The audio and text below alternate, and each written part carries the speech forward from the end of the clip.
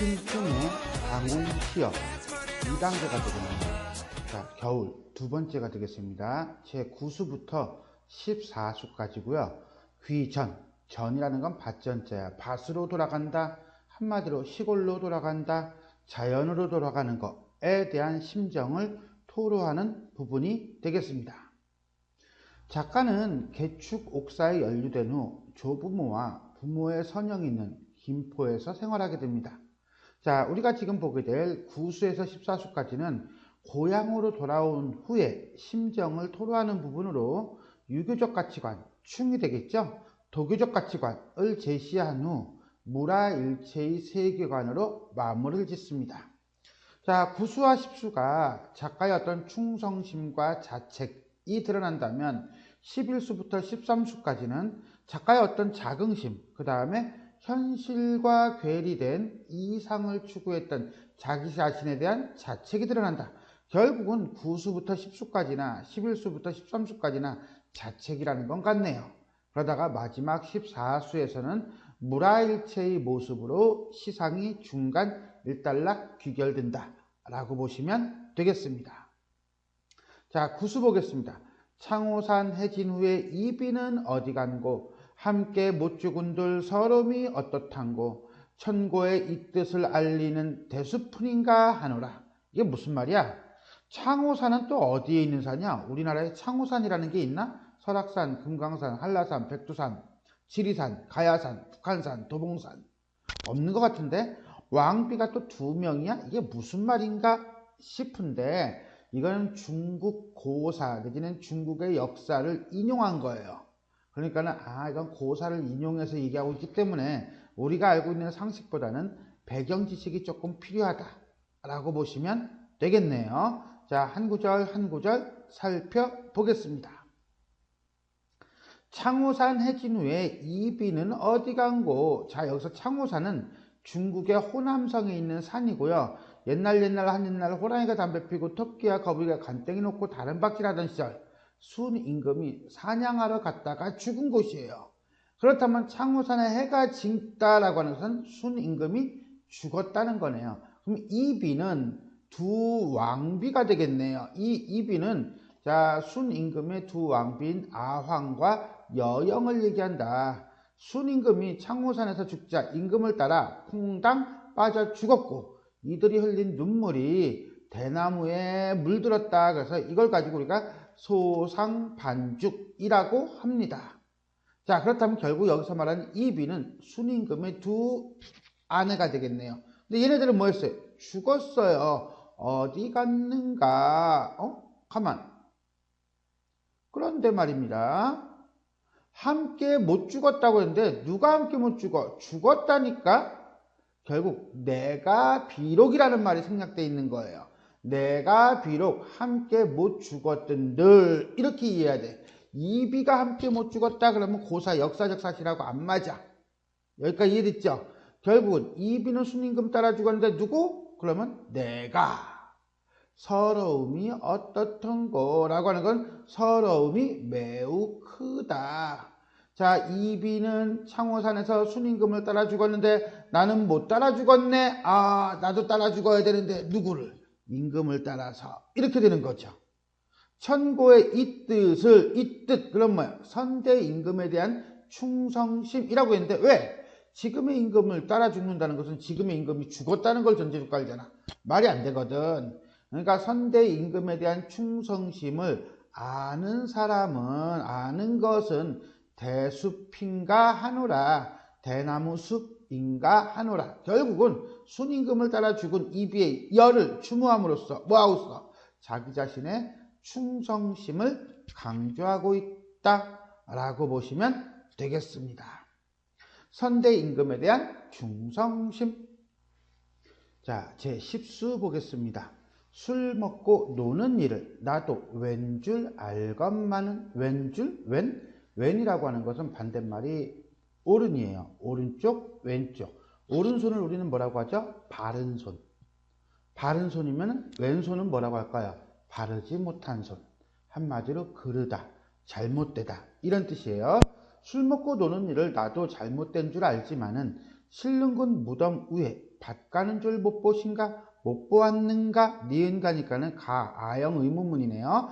백년이 역초초하니 아니 놀고 어찌하리? 결국 뭐야? 놀 수밖에 없다 라고 하는 거지요. 자, 이런 식으로 본다면 되게 어떤 술 먹고 노세 젊어 노세 라고 하는 거 느낌이 드러난다 라고 볼 수 있겠어요. 자, 구절 봅시다. 술 먹고 노는 일을 나도 왠줄 잘못된 줄 알지만은 왜다, 그릇되다, 잘못되다 라고 한다면 우리는 하나씩 의문문을 가져요. 뭐냐? 그릇된 줄 알면서 왜 마셔? 굳이 마셔야 하는 이유가 있나? 라고 하는 의문을 가질 수가 있을 거예요. 그 의문에 대한 답이 주제가 되겠죠. 신릉군 무덤 위에 밭 가는 줄 못 보신가? 자, 여기서 우리는 그 이유를 알기 위해서 누굴 알아야겠니? 그렇죠. 신릉군을 알아야 돼요. 신릉군, 위나라 때 무기고 신릉에서 봉함을 받아서 신릉군이 됐어요. 그리고 북이 영화를 누렸지만 결국 그는 죽어서 무덤이 밭이 되었다. 아하! 무덤 위에 밭 가는 줄 모르신가? 라고 하는 것은 역사적 사례를 들어서 인생 무상을 얘기하고 있구나. 그렇다면 결국은 잘못된 줄 알면서도 술을 마시는 이유는 인생 무상. 백년이 역초초하니, 역은 역시, 초초하다, 하잘 것 없다, 별 볼 일 없다, 변변치 못하다, 아니 놀고 어찌하리. 결국 뭐야? 인생 무상을 느끼면서 뭐하고 있어요? 술을 마실 수밖에 없는 처지를 비판하고 있다, 내지는 탄식하고 있다, 이렇게 이해하면 되겠네요. 그렇다면 우리는 이 시는 결국 자신의 처지에 대한 자책과 탄식을 술을 통해서 해결하려고 하는 거구나 라고 보면서 되게 향락적이구나, 퇴폐적이구나 라고 해석할 수 있을 것입니다. 그런데 말입니다. 그렇게 해석하면 앞에 1수부터 9수까지의 내용과 뒤에 있는 내용이 안 맞지 않아요? 그렇죠. 밸런스가 안 맞아요. 조금 느낌이 달라요. 왜 그렇지? 라고 할 때 이 10수를 향락적 내지는 퇴폐적으로 해석하는 사람이 있는가 하면 세태 비판적으로 해석하는 사람도 있어요. 신릉군에 대한 설명은요, 여기 조금 더 구체적으로 나와 있으니까 잠깐 휴지하고 난 다음에 읽어보셔도 되고요. 그냥 패스하겠습니다. 우린 구절에서 좀 전에 향락적, 퇴폐적으로 해석하는 사람은요, 신릉군 무덤 위에 밭 가는 줄 못 보신가에다가 포인트를 둡니다. 그래서 부와 명예를 함께 누린 신릉군조차도 죽은 후에는 결국 무덤이 논밭으로 변했다. 그런데 하찮은 우리네 인생이야 무엇하겠느냐는 향락적 허무주의의 해석이 가능하다. 이것은 종장의 백년이 역초초하니 아니 놀고 어찌하리를 통해서 강화된다 라고 보시면 돼요. 그런데 이것을 세태 비판적 입장에서 보는 사람은 중장을 보는 것이 아니라 초장을 봅니다. 초장. 술 먹고 노는 일을 나도 잘못된 줄 알지만은 이라고 해서 이미 자기 자신의 행동이 잘못되었다는 것을 안다는 거예요. 알면서 왜 해? 라고 할 때는 작가의 생애를 염두에 둘 수밖에 없다. 작가는 술 먹고 노는 일밖에 할 수 있는 게 없다는 거죠. 왜? 유배온 상황이거든요. 더더군다나 신릉군이 위나라를 위하여 10여 년을 힘쓰던 인물이라는 점을 고려한다면 단순히 부귀영화를 누린 것이 아니라 그렇게 나라를 위해 충성을 다한 인물이라는 걸 안다면 작가는 자기 자신도 신릉군처럼 이렇게 충성을 다했다는 거예요. 그런데 개추곡사에 연루돼서 지금 뭐하고 있어요? 유배당했잖아요. 유배당했으니까 손발 꽁꽁 묶였죠. 손발 꽁꽁 묶였으니 뭐 할 수 있는 게 있어 없어? 없어. 그러니 술 먹고 아니 놀고 어찌하리 아무것도 할 수 없는 현실 이렇게 보는 거예요. 앞에 향락적이고 퇴폐적인 사람은 백년이 역초초를 강조했다면 이 세태 비판은 아니 놀고 어찌하리를 할 줄 아는 것 내지는 할 수 있는 게 없기 때문이라고 보면서 향락적이고 퇴폐적인 사고를 드러내는 것이 아니라 자신의 처지와 현실, 어떤 현실? 이런 권력 가지고 치고받고 싸움받기라면서 나 같은 충신을 내몰 수밖에 없는 현실. 그 현실에 대한 비판의식을 역설적으로 드러낸 수사적 표현이다 라고 해석을 하기도 합니다. 따라서 이 구절은 박스 보기를 통해서 배경 지식을 제시해 주었을 때 정확하게 주제를 파악할 수 있을 겁니다. 쉽게 얘기해서 출제자의 의도에 따라 답이 갈릴 수 있는 수이다 라고 보시면 되겠습니다. 11수 보겠습니다. 이제는 유교적인 거 가지고는 안 돼. 해결이 안 돼. 자책이야. 술 먹고 할 수 있는 게 없어. 그러니까 어디로 넘어가? 도교로 넘어가. 11수. 산신을 보려하고 약수를 건너가니 약수 참 많이 나와요. 그죠? 옥녀 금동이 다 나와 묻는구나. 퀘스천이죠. 세성이 어디 나간고 그날인가 하노라. 그날인가 하노라. 뭐야? 바로 나라고 하는구나. 그날이 아니라 그것이 나인가 하노라. 이렇게 해석해야겠네요. 산신을 보려고 약수를 건너가니, 자, 보려하고는 의도적 약수라고 하는 건요, 신선이 살았다는 중국 서쪽에 있는 전설 속의 강이에요. 부력이 너무 약해서 기러기 털도 갈았는데, 그래서 우리가 흔히 장애, 시련 이런 뜻이죠. 옥녀 금동이 다 나와 묻난게야. 옥녀 금동, 선녀와 선동이 다 나와서 묻는구나. 기본형 묻다. 이것이 지금의 묻다. 퀘스천. 됐습니까? 자, 여기까지는 도교적인 모티프를 차용하고 있다. 산신 나오죠. 약수 나오죠. 선녀와 선동 나오죠. 이렇게 되는 거예요. 상황을 잠깐 보겠습니다. 자, 내가 있어요. 화자가 있어요. 이렇게 화자예요. 여기가. 화자가 있고요. 여기 이제 산신이 있는 산이겠죠. 그죠? 그럼 여기는 뭐가 있어요? 그렇죠. 약수가 있네요. 나는 일로 넘어가려고 하고 있어요. 뭘 찾아서? 산신을 찾아서. 그랬더니 옥녀와 그 다음에 누가? 금동이 묻습니다. 괴스천, 너 어디 가니? 아, 나 산신 보려고 저기 넘어가려고 그래 라고 하는 거예요. 됐어요? 여기까지? 그랬더니 세성이 잠깐 뜬금없이 웬 목성? 어디 나간고 그날인가 그것이 나인가 하노라. 야, 네가 가긴 어딜 가니? 네가 바로 묵성이야. 세성이 어디 나가려고 하니? 네가 바로 동방삭이야. 가만, 동방삭?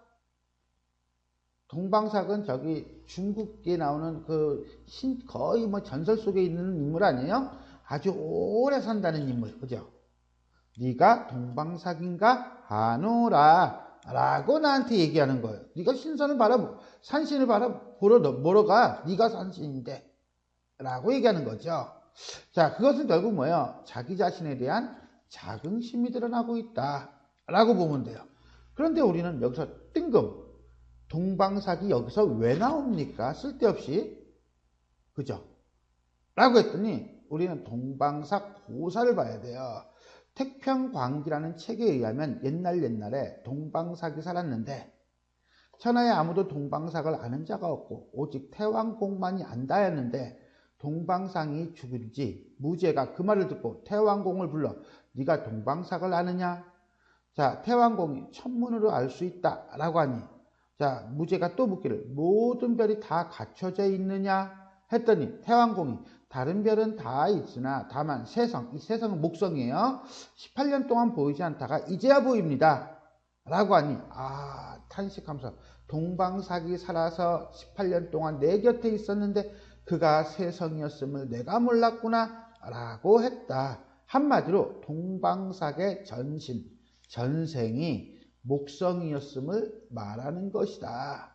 그래서 세성이 어디 가려고 하니 네가 바로 세성인가 하노라 라고 하는 것은 네가 바로 동방삭인가 하노라 이렇게 해석이 되는 거네요. 결국 자기 자신은 뭐예요? 동방삭과 같은 존재다. 이렇게 보면 되겠죠. 자뻑이 심했습니다. 자, 12수 보자.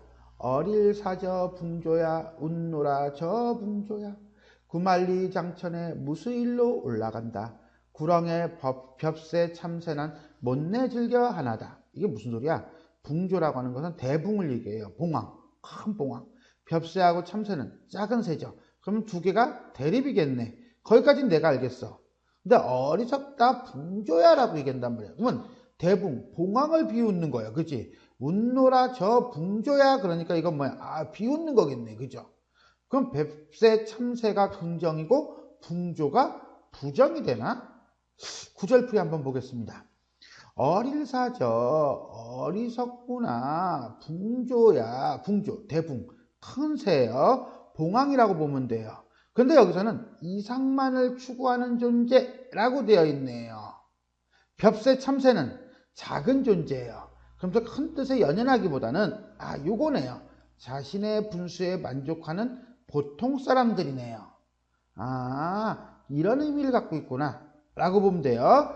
웃노라 비웃노라 저 붕조야. 조롱의 어조죠. 대꾸법이고요. 의나예요. 구만리장천에, 이 구만리장천은 결국 뭡니까? 이상이 되겠네요. 현실과 괴리된 이상에 무수일로 올라가느냐, 무엇 때문에 올라가느냐, 니은다, 는다죠? 2인칭 의문형음이고요. 결국은 직설적으로 이 붕조를 비난하고 있는 거예요.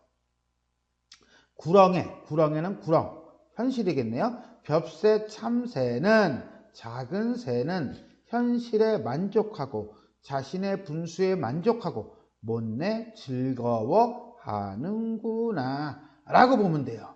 자, 그렇다면 이 붕조는 누구를 가리키는 말일까요? 아마 작가 자신이 아닐까 싶어요. 이상만을 추구하다가 몰락한 작가 자신을 붕조, 봉황에 빗대면서 뭐하고 있습니까? 자, 자탄을 하고 있는 거야. 탄식을 하고 있는 거야. 그런데 여기 김포까지 와서 보니까 사람들은 행복하게 살거든, 편하게 살거든, 자기의 분수에 만족하며 살거든. 여기서 어떤 자책감이 나타난 것이 아닌가. 현실과 괴리된 이상을 추구했던 자신의 삶에 대한 어떤 아쉬움 내지는 자책, 이런 것들이 드러난 것이 아닌가. 이렇게 볼 수가 있겠습니다.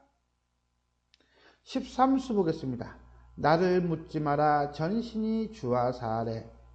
자, 청으로 나간 후 몇 해 만에 돌아왔네요. 세간이 다사하니 운동만동하여라. 내가 누구인지 묻지 마라 전생에 주하사라. 주하사가 누군지 알아야겠다. 그죠? 청우는 푸른 소네요. 푸른 소를 타고 나간 뒤에 몇 해 만에 돌아왔다. 세상에 일이 많으니 혼탁하니 이런 뜻이겠네. 왔는지 안 왔는지 모르겠구나. 나를 묻지 마라. 전신이 주하사래. 여기서 주하사가 누구냐고요? 자, 본래는 중국 주나라 때 장서실을 맡아보는 관직이래요. 근데 노자가 이 벼슬을 하고 난 다음에는 누굴 가리키는 말? 그렇다면 뭐야? 노자를 가리키는 말. 그렇다면 나의 전생이 뭐야? 주하사구나 이런 거야. 나를 묻지 마라. 내가 누구인지를 묻지 마라. 나는 전생이 주하사 노자다. 야, 자뻑 심하다. 자, 청우 노자가 도덕경 5천여 권을 저술한 뒤에 타고 간 소래요. 청우로 나간 후에 푸른 소를 타고 나간 후에 이렇게 되겠죠. 후에 몇 해 만에 돌아왔다. 결국 자기 자신을 노자의 현신으로 인식하고 있다. 근데 돌아왔으니까는 뭐야? 몇 해 만에 돌아왔으니 해피데이가 되는 월드가 돼야 되는데, 그지? 이 세상이 무척 많이 다사하니 온동만동하여라. 결국 뭐예요? 내가 이 시골로 돌아온 이유는 혼탁한 현실 때문이야. 이 혼탁한 현실 때문에 나는 시골로 돌아왔다 라고 얘기하고 있는 거예요. 혼탁한 현실에 대한 비판과 귀전의 이유, 이게 돌아온 이유가 되는 거죠. 됐습니까? 자, 14수 보겠습니다. 10이 없은 후라 영역이 다 불관타. 금서를 흩은 후에 이 몸이 한가하다. 백구야 기사를 잊음이 너와 nen가 하노라. 야, 백구야 세상사를 잊은 것은 너와 나인가 하노라. 무라일체네. 자연친화, 무라일체. 그러면 한 센텐스가 끝나죠? 자, 그렇게 본다면 이 14수까지가 하나의 내용 단락이겠네요. 볼까요? 10이 옳고 그름을 따지는 일이에요. 옳고 그름을 따지는 일, 다툼이고요. 당쟁, 당파 싸움이 없은 후라야. 영욕, 세속적 영예와 욕됨이 다 불관다. 관계가 없다. 그런데 나는 이 12를 따졌어. 12를 따지다 보니까는 어떤 부귀영화와 그 다음에 욕됨, 이 귀양 오는 것까지 다 치르게 된 거죠. 자, 그러니 꿀꿀해 안 꿀꿀해? 꿀꿀하죠. 우울해 안 우울해? 우울하죠. 왜? 유비에 왔잖아. 유비에 와서 해피한 사람이 있어 없어? 없어. 그러니까 어떻게 해야 돼? 이걸 어떻게 풀어야 돼? 풀렸는데 뭘로 풀었어? 그렇지. 검은고와 책으로 풀었다는 거예요. 이 검은고와 책으로 풀었는데 풀다 보니까 이게 다 풀려? 안 풀려. 그래서 에이 이것도 어떻게 해버렸어? 흐트러뜨렸어. 포기했어. 포기했더니 뭐해? 마음이 한가해지더라. 몸이 한가해지더라. 결국 이 금서는 이 영욕, 그 중에 욕을 해소하기 위한 수단이었는데 이것조차 다 없애버렸더니 안 했더니 내 몸이 한가해졌다. 그렇다면 이거는 조정에서의 삶이라고 한다면 이거는 귀양 와서 귀전해서 이후의 삶이 되겠죠.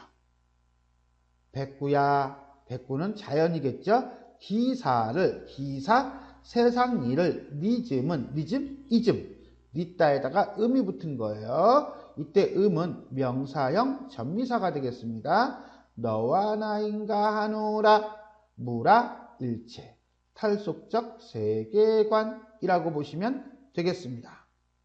결국은 14수의 주제는 무라일체가 되겠네요.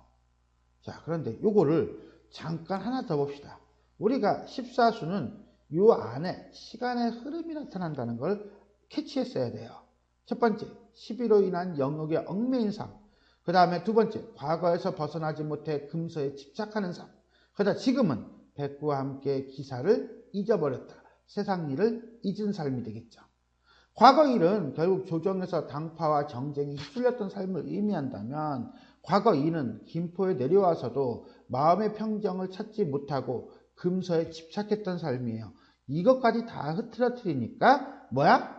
자연 속에서 무라일치하는 삶을 살게 되었다라고 볼 수 있겠습니다. 자, 9수부터 14수까지를 정리해 본다면 이렇게 정리할 수 있을 것 같아요. 9수, 이비죠? 이비를 통해서 이비의 열을 통해 선대임금에 대한 충성심을 얘기해 주고 있다. 10수, 신릉군과 역처초를 통해서 자신의 처지에 대한 자책과 탄식을 드러내고 있다. 11수, 세성, 목성이죠? 그 다음에 동방삭을 통해서 자기 자신에 대한 자긍심을 드러내고 있다. 12수, 붕조와 벽세, 참새를 통해서 현실과 괴리된 이상을 추구했던 자신에 대한 자책이 드러나고 있다. 13수, 주화사와 청우를 통해서 자기 자신을 노자에 비유하고 있죠. 그러면서 현실에 대한 비판과 함께 이 귀전, 김포로 돌아오게 된 이유를 언급해주고 있다. 다음에 14수, 백구를 통해서 무라일체를 나타내고 있다라고 본다면 자, 9수와 10수는 유교적 가치관과 작가의 처지를 드러내고 있고요. 11수부터 13수까지는 도교적 가치관과 귀전의 이유를 드러내고 있다고 보면 돼요.